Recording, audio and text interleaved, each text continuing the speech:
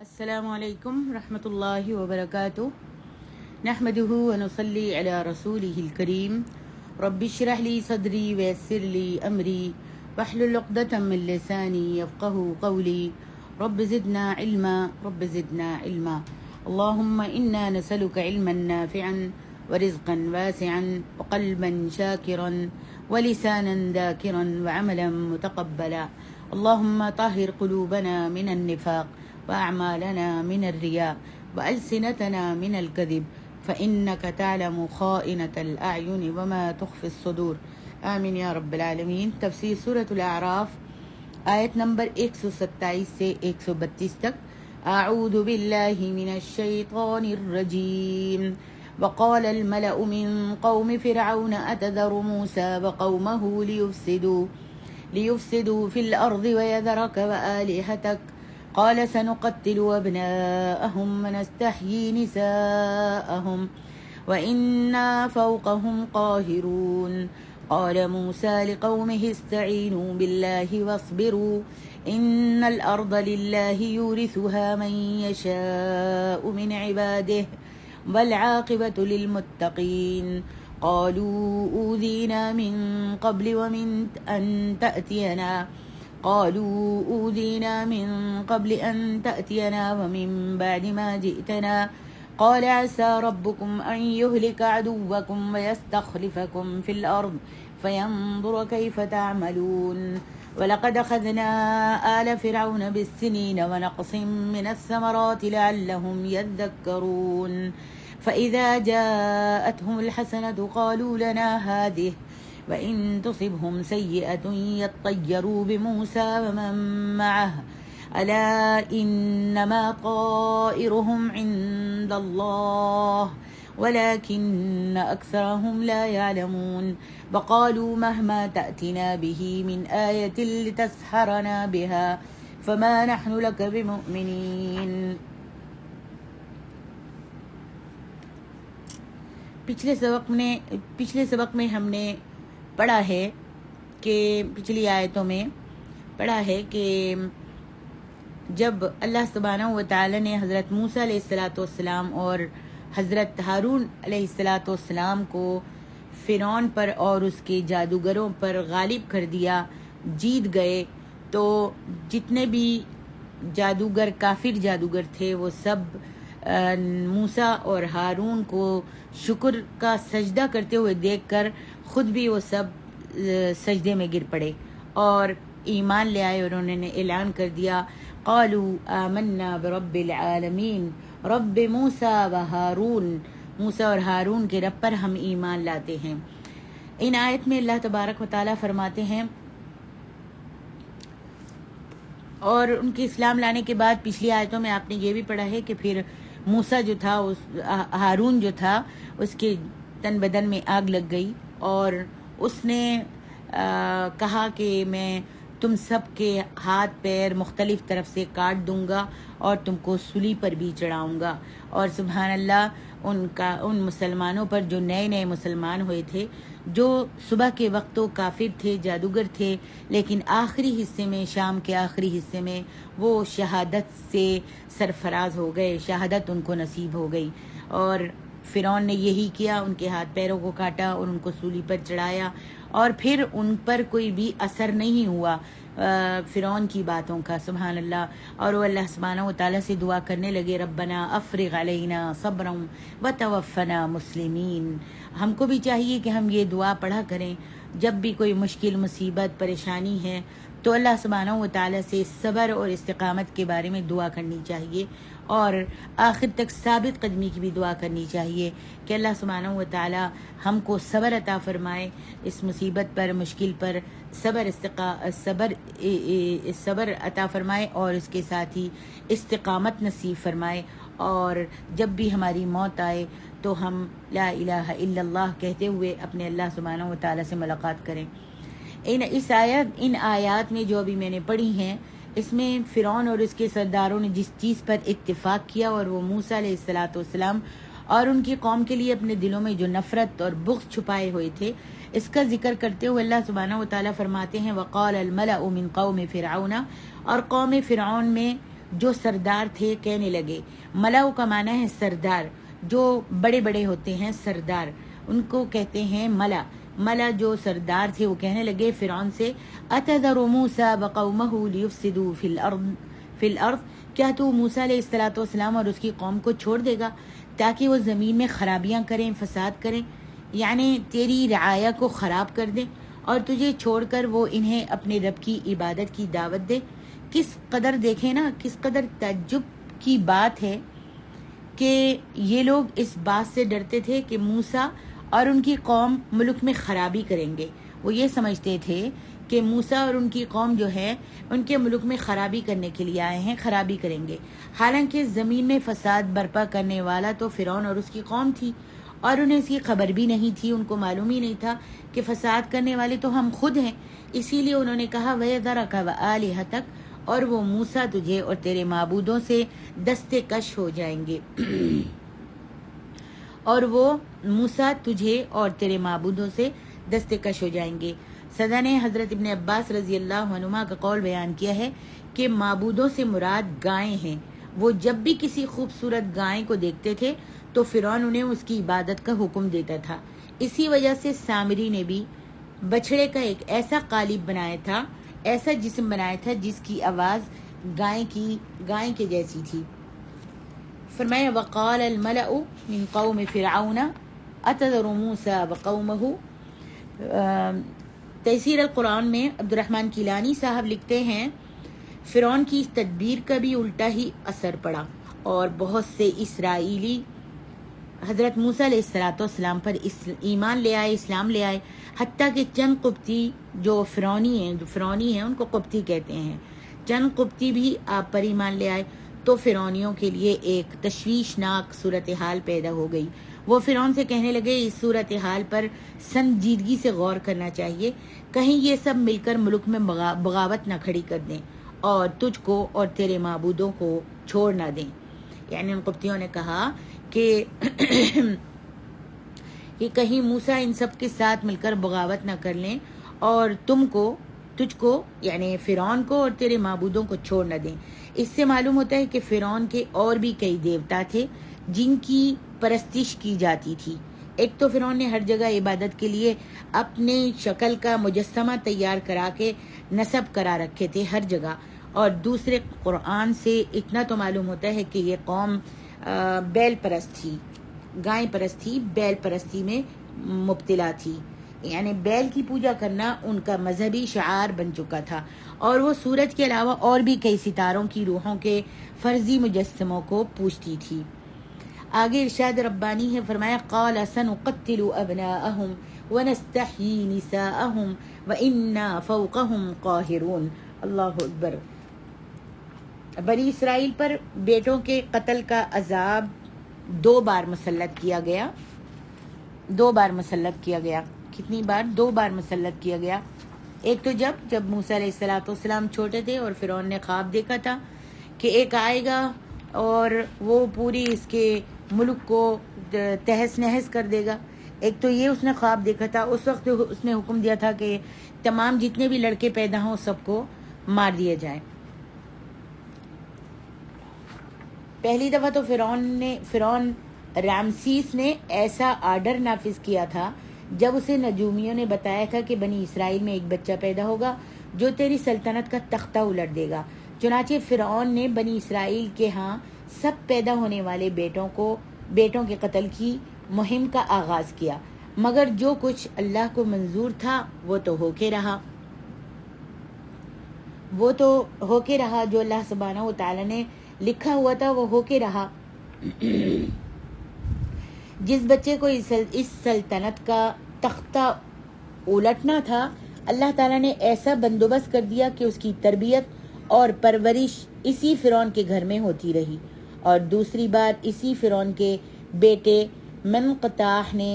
اپنے باپ کے نقش قدم پر چل کر اسی بیٹوں کے قتل والی مہم کو دوبارہ شروع کیا، جس کا مقصد یہ تھا کہ کچھ مدت کے بعد بنی اسرائیل کی نسل ہی کو ختم کر دیا جائے۔ وہ بنی اسرائیل کی عورتوں کو لونڈیاں بنا کر ان سے طرح طرح کی بگار لیا کرتے تھے، کام کروایا کرتے تھے۔ اس طرح بذام خود ان لوگوں نے اپنی سلطنت کو اور اپنے آپ کو آنے والے خطرے سے بچانے کی تدابیر مکمل کر لی۔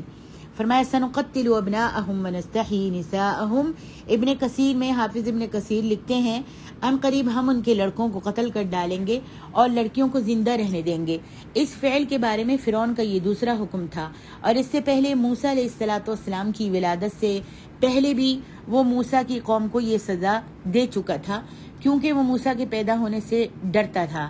مگر فرعون کے قصد و ارادے کے خلاف وہ ہو کر رہا جو اللہ سبحانہ و تعالیٰ کو منظور تھا۔ اسی طرح اسے جب بنی اسرائیل کو ذلیل اور مغلوب کرنا چاہا، پھر بھی اس کے ارادے کے برعکس ہی ہوا کہ اللہ تعالیٰ نے بنی اسرائیل کو عزت عطا فرمائی اور فرعون کو ذلیل و خوار کرتے ہوئے اسے اور اس کے لشکر کو غرق کر دیا۔ بہرحال فرعون نے جب بنی اسرائیل کے ساتھ برا سلوک کرنے کا ارادہ کیا تو قال موسیٰ لقومہ استعینوا باللہ واصبروا، موسیٰ نے اپنی قوم سے کہا کہ اللہ سے مدد مانگو اور صبر کرو، اور موسیٰ علیہ السلام نے وعدہ کیا کہ ان کا انجام اچھا ہوگا، بس صبر کرو اور اللہ سے مدد مانگو، تمہارا انجام جو ہے اچھا ہوگا اور زمین کی ملکیت بھی تم کو ملے گی۔ ان الارض للہ یورثها من یشاء من عبادہ والعاقبۃ للمتقین قالوا اوذینا من قبل ان تأتینا ومن بعد ما جئتنا، یقیناً زمین تو اللہ کی ہے، وہ اپنے بندوں میں سے جس کو چاہتا ہے اس کا مالک بنا دیتا ہے، اور آخر بھلا تو ڈرنے والوں کا ہے۔ وہ بولے کہ تمہارے آنے سے پہلے بھی ہم کو اذیتیں پہنچتی رہیں۔ بنی اسرائیل کو جب حضرت موسیٰ علیہ السلام اپنے قوم کو نصیحت کر رہے تھے تو انہوں نے کہا کہ تمہارے آنے سے پہلے بھی ہم کو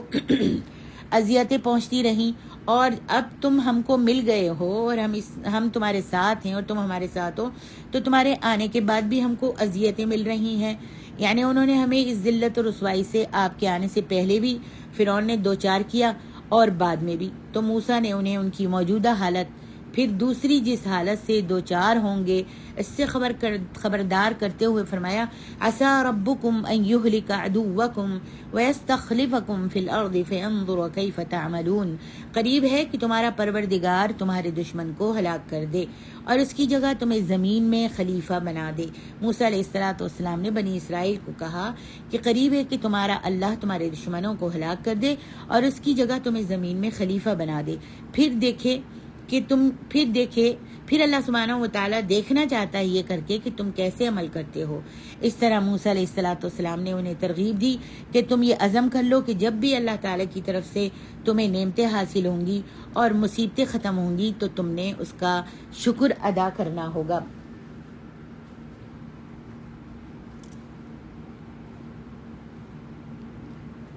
فرمایا قال موسیٰ لقومہ استعینوا باللہ واصبروا ان الارض للہ یورثها من یشاء من عبادہ والعاقبۃ للمتقین قالوا اوذینا من قبل ان تأتینا ومن بعد ما جئتنا قال عسى ربکم ان یہلک عدوکم ویستخلفکم فی الارض فینظر کیف تعملون۔ آگے اللہ سبحانہ وتعالی فرماتے ہیں وَلَقَدْ أَخَذْنَا آلَ فِرْعَوْنَ، اور بلا شبہ ہم نے فرعونیوں کو پکڑا، یعنی ان کو امتحان اور آزمائش میں ڈالا، بالسنین قحطوں میں، یعنی فصلوں میں کمی کے سبب ہم نے ان کو قحط میں مبتلا کر دیا، ونقص من الثمرات، اور میووں کے نقصان میں۔ مجاہد فرماتے ہیں کہ یہ نقصان پہلے کے علاوہ ہے، لعلہم یذکرون فاذا جاءتهم الحسنہ، تاکہ وہ نصیحت حاصل کریں۔ پھر جب ان کو آسائش حاصل ہوتی یعنی ان کو جب آسائش، آسانیاں، آرام حاصل ہوتا، یعنی پیداوار اور رزق کی فراوانی حاصل ہوتی، تو قالوا لنا هذه وان تصبهم سیئہ، کہتے کہ ہم اس کے مستحق ہیں، اور اگر سختی پہنچتی خشک سالی اور قحط کی صورت میں یطیروا بموسیٰ ومن معہ، تو موسیٰ اور اس کے رفیقوں پر ان کے ساتھیوں کی بدشگونی بتاتے اور کہتے کہ یہ ان کے اور جو دین وہ لائے ہیں اس کی وجہ سے ہم پر مصیبت آئی ہے۔ الا انما طائرهم عند اللہ، دیکھو ان کی بدشگونی اللہ کے ہاں مقدر ہے۔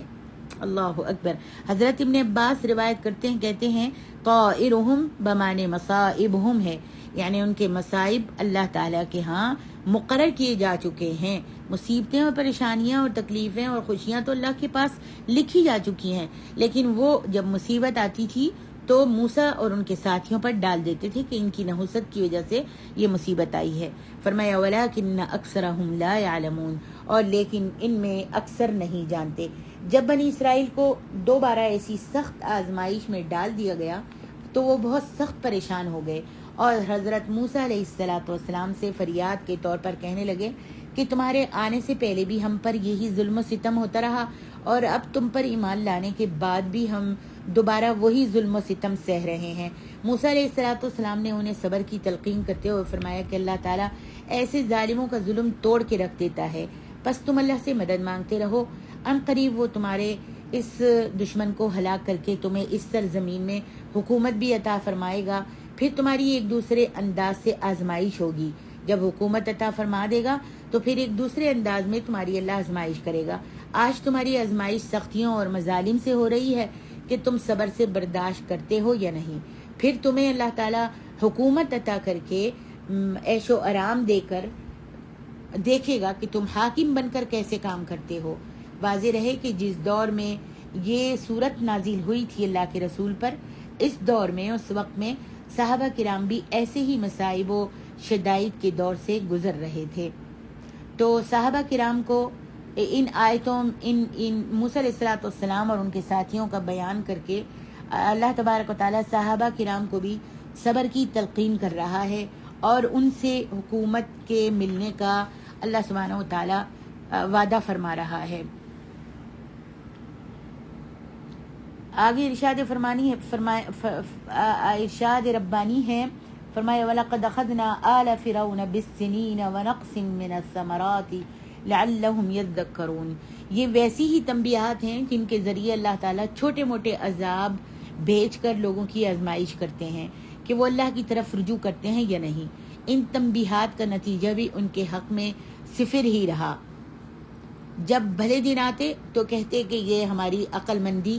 اور حسن تدبیر کی وجہ کا نتیجہ ہے اور ہم فی الواقع اس بھلائی کے مستحق تھے. اور جب برے دن آتے تو حضرت موسیٰ اور آپ کے اصحاب کو مطعون کرنے لگتے کہ ان لوگوں کی نحوست سے ہمیں یہ برے دن دیکھنے نصیب ہو رہے ہیں. ان کے اپنے گناہوں کی طرف ان کی نظر جاتی ہی نہیں تھی. ان کی نگاہ جو ہے اپنے گناہوں کی طرف نہیں جاتی تھی، اپنے گناہوں کی طرف، اپنے گریبان کی طرف نہیں جھانکتے تھے کہ ہم گناہ گار ہیں، ہم اس زمین پر فساد کر رہے ہیں، بغاوت کر رہے ہیں، اللہ اور اس کے رسول کے ساتھ دشمنی کر رہے ہیں. اس طرف ان کی نظر نہیں جاتی تھی. حالانکہ یہ بات تو اللہ کے علم میں ہے کہ ان کی نحوست کے اصل اسباب کیا تھے. جو وہ کہتے تھے کہ مشکل آئی تو موسیٰ علیہ السلام اور اس کی قوم کی وجہ سے آئی ہے نحوست، اور جب خوشی آتی یا رزق کی روادانی ہوتی تو پھر وہ کہتے تھے کہ یہ ہم اس کے مستحق ہیں. اللہ اکبر. آگے ارشاد ربانی اللہ تعالیٰ نے قوم فرعون کی سرکشی اور نافرمانی، حق کے لیے دشمنی اور باطل پر اصرار کا ذکر کرتے ہوئے فرمایا کہ انہوں نے کہا مہما تأتینا بہ من آیت لتسحرنا بہا فما نحن لک بمؤمنین. تم ہمارے پاس کوئی بھی نشانی لاؤ تاکہ اس سے ہم پر جادو کرو. انہوں نے کہا کہ چاہے تم ہمارے پاس کوئی بھی نشانی لے آؤ تاکہ اس سے ہم پر جادو کرو، مگر ہم تم پر ایمان لانے والے نہیں ہیں. انہوں نے کہا کہ تم ہمارے پاس جو بھی نشانی لاؤ گے اور جو دلیل بھی پیش کرو گے ہم اس کو رد کر دیں گے اور کبھی بھی قبول نہیں کریں گے اور نہ تم پر اور تمہارے دین پر ایمان لائیں گے. ان کی عقل پر کچھ ایسے پتھر پڑ گئے تھے کہ قحط اور خشک سالی کے مصائب کو بھی موسیٰ کے جادو کا نتیجہ قرار دے رہے تھے. جب کوئی قحط اور خشک سالی آئی، مصائب آئے، تو وہ موسیٰ کہتے تھے کہ موسیٰ نے یہ جادو کیا ہے. حالانکہ جادوگر میں ایسی ہرگز کوئی طاقت نہیں ہوتی کہ وہ اپنے جادو کے اثر سے کسی علاقے پر قحط یا خشک سالی مسلط کر دے. اس کے باوجود وہ یہی کہتے تھے کہ موسیٰ تم ہم پر کیسا بھی جادو کر دو، ہم کبھی بھی تمہاری بات کو تسلیم نہیں کریں گے.